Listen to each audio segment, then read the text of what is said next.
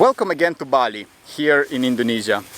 And today I want to introduce you to some local unusual food. Now, when we talk about unusual food, extreme food, bizarre food, however we want to call it, it is something that might be so for visitors, for tourists, for foreigners, while on the other hand, for the locals, it is something that might be totally normal and usual and common and of everyday an everyday thing. In this particular case, this is a traditional Balinese food, and yet nowadays is extremely uncommon, not easy to find, and not even many Balinese themselves know where to find it, and probably some of them haven't had it for many years. And it is called, this food is called Lawar Nyawan. Now, when we think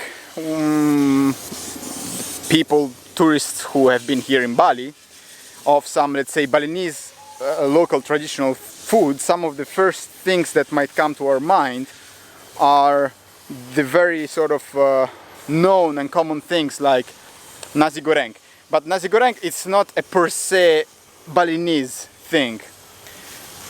Lawar is a traditional Balinese kind of food, and we could translate it as, let's say, a Balinese salad.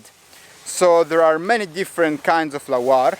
It's one of the most common things in Bali. They eat it basically with everything, all the time. And so the Lawar Nyawan is one kind of lawar, and it is extremely rare, and it is made with the bee larva.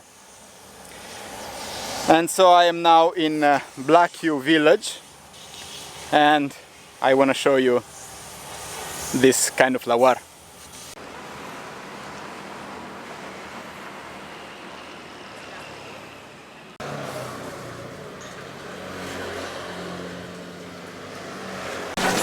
So this is the bee larva.